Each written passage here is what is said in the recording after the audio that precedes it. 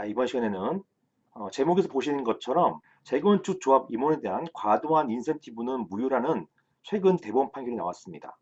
여기에 대해서 한번 살펴보도록 하겠습니다.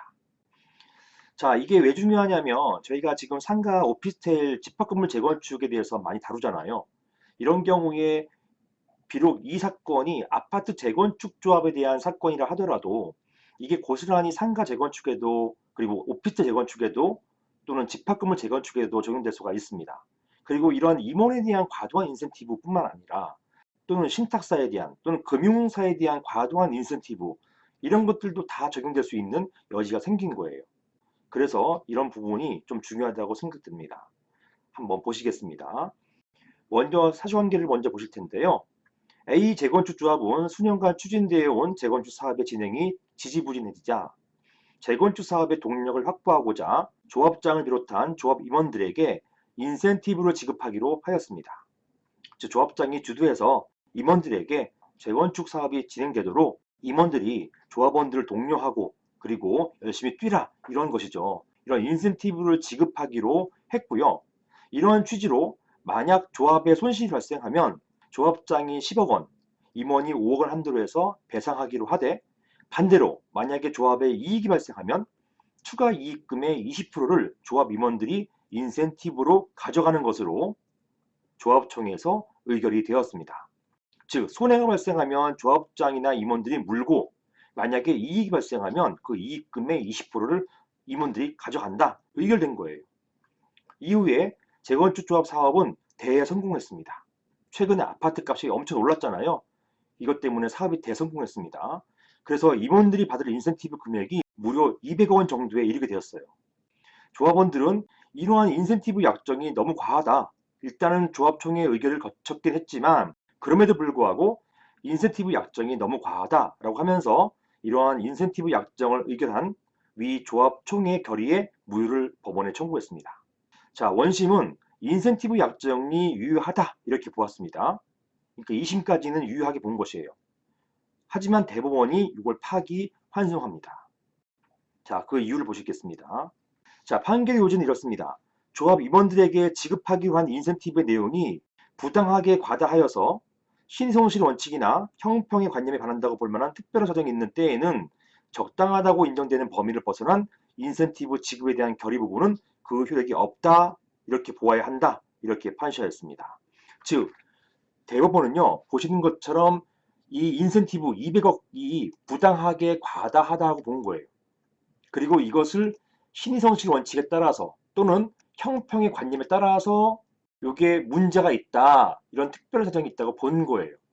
특별한 사정이 있다고 보았고 이것 때문에 파기하고 환송해서 2심에서 적절한 금액을 정해라. 즉 적당하다고 인정되는 범위 요걸 정하고 여기에서 벗어난 인센티브 지급은 무효로 보아야 된다. 이렇게 보았다는 것입니다. 그래서 항소심에서 적당하다고 인정되는 범위를 정해야 할 그런 의무가 생겨버린 거예요. 숙제가 생긴 것입니다.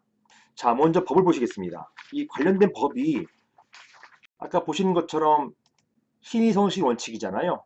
요게 민법에 규정돼 있어요. 즉 민법상 권리의 행사와 의무는 신의조차 성실히 해야 된다. 즉 권리의 행사는 신의조차 성실히 하여야 한다. 만약에 이렇게 신의 조춘 또는 성실하지 못한 그러한 권리 행사는 무효다. 그리고 그런 권리 행사는 남용에 해당된다. 이렇게 보는 것입니다. 이게 민법 제2조에 명시되어 있어요. 그래서 사안에서도 200억 정도의 인센티브 약정은 신의조차 성실한 것을 보기 어렵다. 이렇게 대법원은 보았던 것입니다. 자, 당의 대법원 판결은요. 조합 임원에 대한 인센티브 부여 자체를 부정한 것 자체는 아닙니다.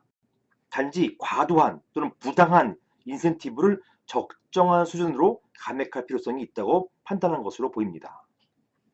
당초 약정되었거나 결의된 것을 단순하게 신의성실 원칙에 따라 부정해서는 안 될 것입니다. 왜냐하면 만약에 이러한 신의성실 원칙을 자꾸 인정하면 법적 불안정성을 야기합니다. 그리고 법관의 자유, 즉 법관이 마음대로 하는 것 이것을 인정할 여지가 크기 때문입니다. 사안에서는요.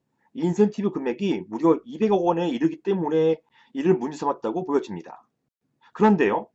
이런 200억 원이 과다한지 적은지에 대한 판단을 대법원이 직접 한 것, 이것은 좀 문제가 있다고 보여집니다. 일단 대법원은 200억 원 너무 과다하다 부은 거예요. 하지만 200억 원이 과연 과다한지 여부에 대해서 이것은 사실은 2심, 사실 판단의 문제인 것이지 대법원이 판단할 문제는 아니거든요.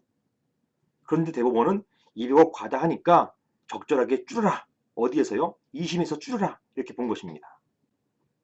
어찌되었든 하급시민 2심은요. 대법원의 주문대로 이 사건 결의에서 정한 인센티브가 조합 임원들의 직무와 합리적 비관계를 가지는지 면밀히 심리해서, 즉 이런 200억의 초과 이익이 발생한 것이 정말로 조합 임원들이 직무를 잘 이행해서 이익이 발생한 것인지, 아니면 조합 임원들의 직무 이행과 상관없이 그냥 땅값이 올라가지고 이익이 생긴 것인지, 이런 것을 면밀히 심리해서 후자, 즉 조합 임원의 직무와 상관없이 이익이 발생한 것이라 한다면 이거는 임원에게 들어갈 것이 아니라 이것은 조합원들에 들어가는 것이 맞다, 이렇게 본 것입니다.